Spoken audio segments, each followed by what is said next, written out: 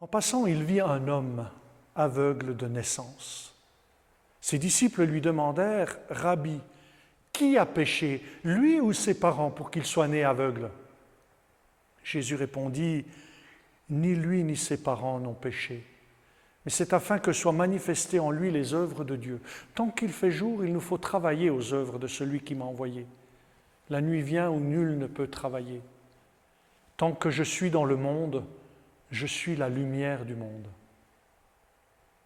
Ayant dit cela, il cracha à terre, fit de la boue avec sa salive, enduisit avec cette boue les yeux de l'aveugle et lui dit « Va te laver à la piscine de Siloé », ce qui veut dire « envoyer ».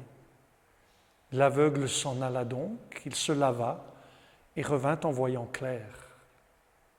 Les voisins et ceux qui étaient habitués à le voir auparavant, car c'était un mendiant, dirent alors « N'est-ce pas celui qui se tenait assis à mendier ?» Les uns disaient « C'est lui », d'autres disaient « Non, mais il lui ressemble ». Lui disait « C'est moi ». Ils lui dirent alors « Comment donc tes yeux se sont-ils ouverts ?» Il répondit « L'homme qu'on appelle Jésus a fait de la boue. Il m'en a enduit les yeux et m'a dit « Va-t'en à Siloé et lave-toi ». Alors je suis parti, je me suis lavé et j'ai recouvré la vue. Ils lui dirent « Où est-il » Il dit « Je ne sais pas ». On le conduit aux pharisiens, l'ancien aveugle. Or, c'était sabbat, le jour où Jésus avait fait de la boue et lui avait ouvert les yeux. À leur tour, les pharisiens lui demandèrent comment il avait recouvré la vue. Il leur dit « Il m'a appliqué de la boue sur les yeux, je me suis lavé et je vois ». Certains des pharisiens disaient « Il ne vient pas de Dieu cet homme-là puisqu'il n'observe pas le sabbat ». D'autres disaient « Comment un homme pécheur peut-il faire de tels signes ?» Et il y eut scission parmi eux.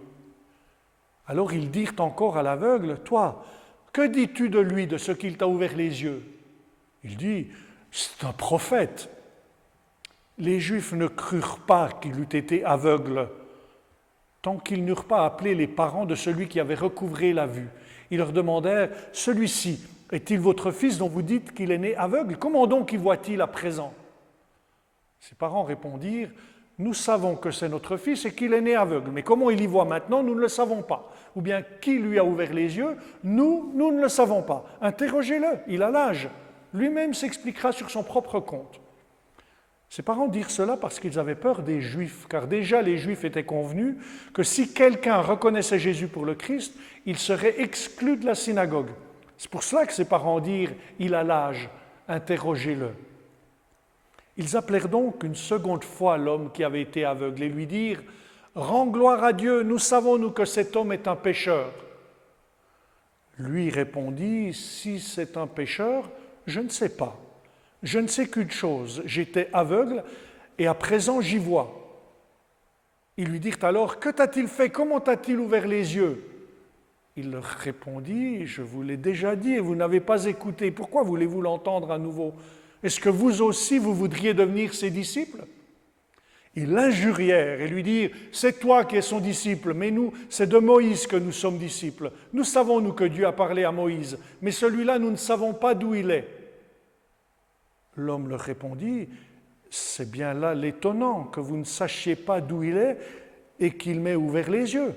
Nous savons que Dieu n'écoute pas les pécheurs, mais si quelqu'un est religieux et fait sa volonté, celui-là, il l'écoute.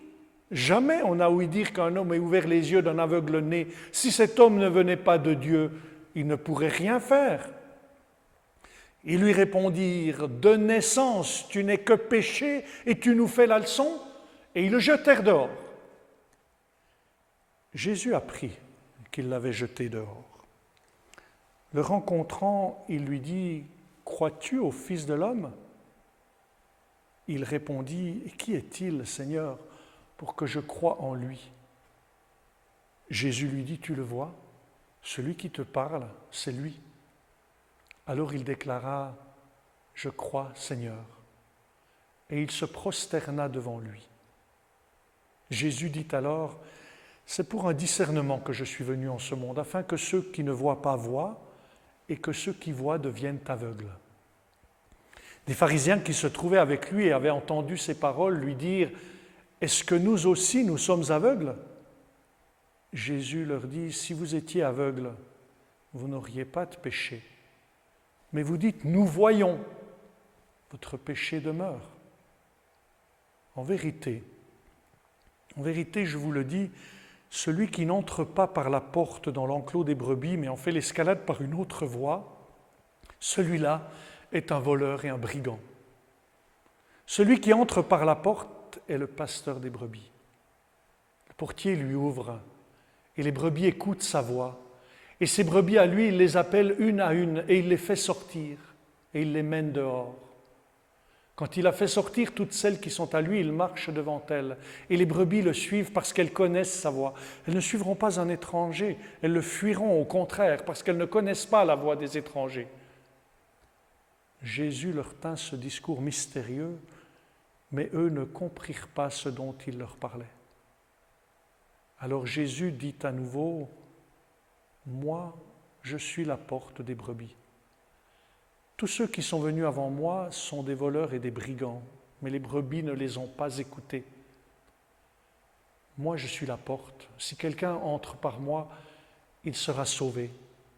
Il entrera et sortira et trouvera un pâturage. Le voleur ne vient que pour voler, égorger, faire périr.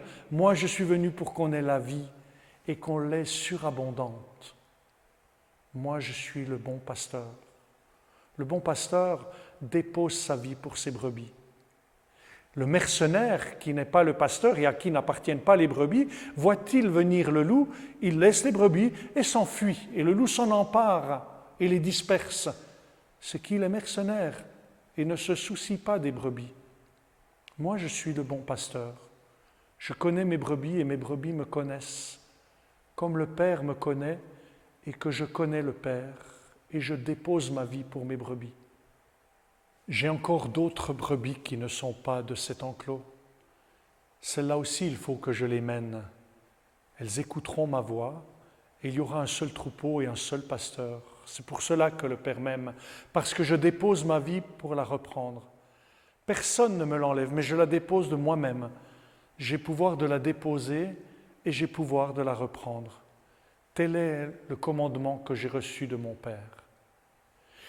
Il y eut de nouveau scission parmi les Juifs à cause de ces paroles. Beaucoup d'entre eux disaient « Il a un démon, il délire, pourquoi l'écoutez-vous » D'autres disaient « Ces paroles ne sont pas d'un démoniaque, est-ce qu'un démon peut ouvrir les yeux d'un aveugle ?» Il y eut alors la fête de la dédicace à Jérusalem. C'était l'hiver. Jésus allait et venait dans le temple sous le portique de Salomon. Les Juifs firent cercle autour de lui et lui dirent « Jusqu'à quand vas-tu nous tenir en haleine? Si tu es le Christ, dis-le-nous ouvertement. » Jésus leur répondit « Je vous l'ai dit, et vous ne croyez pas. Les œuvres que je fais au nom de mon Père témoignent de moi, mais vous ne croyez pas parce que vous n'êtes pas de mes brebis. Mes brebis écoutent ma voix, je les connais et elles me suivent. Je leur donne la vie éternelle et nul ne les arrachera de ma main. Mon Père, quant à ce qu'il m'a donné, est plus grand que tous. Nul ne peut rien arracher de la main du Père. Moi et le Père, nous sommes un. » Les Juifs apportèrent de nouveau des pierres pour le lapider. Jésus leur dit « Je vous ai montré quantité de bonnes œuvres. Pour laquelle de ces œuvres me lapidez-vous » Les Juifs lui répondirent « Ce n'est pas pour une bonne œuvre que nous te lapidons, mais pour un blasphème, et parce que toi, n'étant qu'un homme, tu te fais Dieu. » Jésus leur répondit « N'est-il pas écrit dans votre loi, j'ai dit, vous êtes des dieux ?» Alors qu'elle a appelé Dieu ceux à qui la parole de Dieu fut adressée, et l'Écriture ne peut être récusée, à celui que le Père a consacré et envoyé dans le monde, vous dites « Tu blasphèmes parce que j'ai dit, je suis fils de Dieu ?» Si je ne fais pas les œuvres de mon Père, ne me croyez pas. Mais si je les fais, quand bien même vous ne me croiriez pas, croyez en ces œuvres, afin de reconnaître une bonne fois que le Père est en moi et moi dans le Père. Ils cherchaient donc de nouveau à le saisir, mais il leur échappa des mains. De nouveau, il s'en alla au-delà du Jourdain, au lieu où Jean avait d'abord baptisé, et il y demeura. Beaucoup vinrent à lui et disaient « Jean n'a fait aucun signe, mais tout ce que Jean a dit de celui-ci était vrai. » Et là, beaucoup crurent en lui. Il y avait un malade, Lazare de Béthanie, le village de Marie et de sa sœur Marthe. Marie était celle qui oignait le Seigneur de parfum et lui essuya les pieds avec ses cheveux. C'était son frère, Lazare, qui était malade.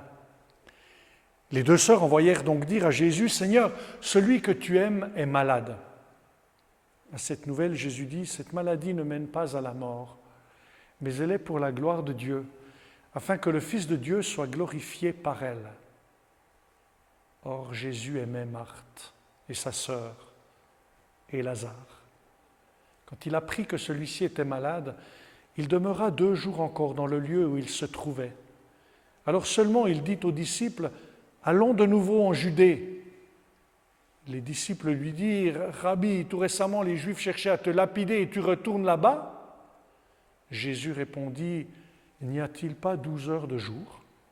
Si quelqu'un marche le jour, il ne bute pas, parce qu'il voit la lumière de ce monde.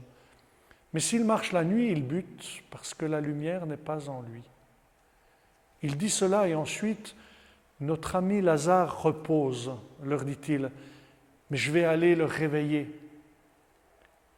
Les disciples lui dirent, « Rabbi, s'il repose, il sera sauvé. » Jésus avait parlé de sa mort, mais eux pensèrent qu'il parlait du repos du sommeil. Alors Jésus leur dit ouvertement, « Lazare est mort. Et je me réjouis pour vous de n'avoir pas été là, afin que vous croyiez. » Alors Thomas, appelé Didyme, dit aux condisciples, « Allons nous aussi pour mourir avec lui. » À son arrivée, Jésus trouva Lazare dans le tombeau depuis 4 jours déjà.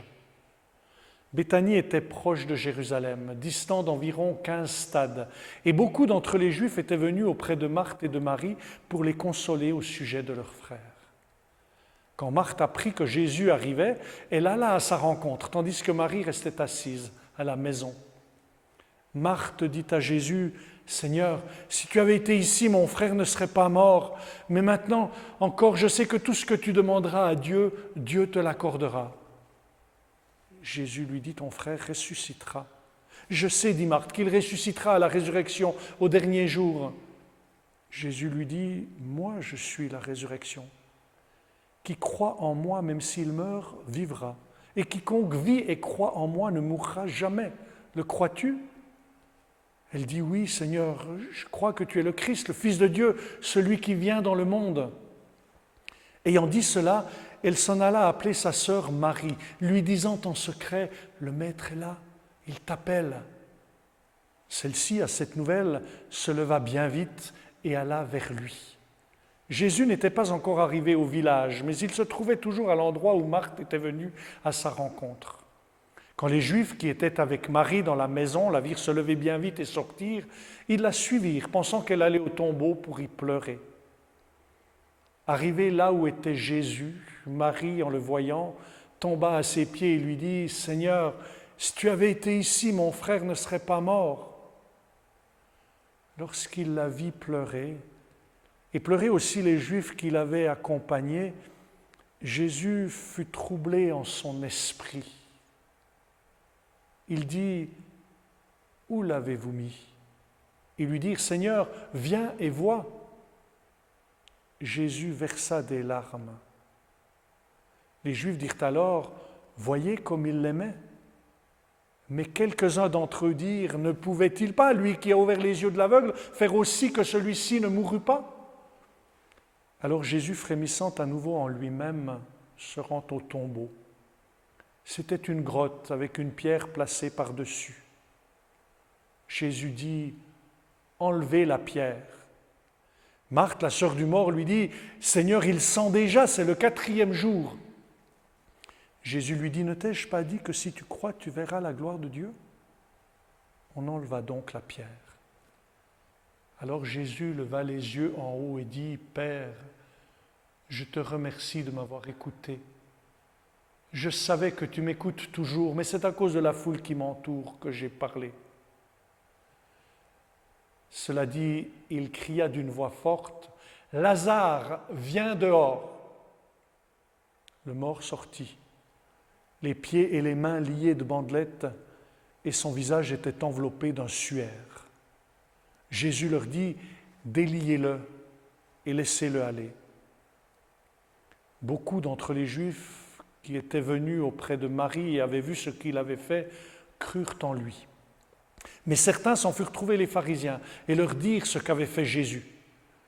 Les grands prêtres et les pharisiens réunirent alors un conseil. « Que faisons-nous » disaient-ils. « Cet homme fait beaucoup de signes. Si nous le laissons, tous croiront en lui et les Romains viendront. Ils détruiront notre lieu saint et notre nation. » Mais l'un d'entre eux, Caïphe, étant grand prêtre cette année-là, leur dit « Vous n'y entendez rien. Vous ne songez même pas qu'il est de votre intérêt qu'un seul homme meure pour le peuple et que la nation ne périsse pas tout entière. » Or cela, il ne le dit pas de lui-même. Mais étant grand prêtre cette année-là, il prophétisa que Jésus allait mourir pour la nation. Et non pas pour la nation seulement, mais encore afin de rassembler dans l'unité les enfants de Dieu dispersés. Dès ce jour-là donc, ils résolurent de le tuer.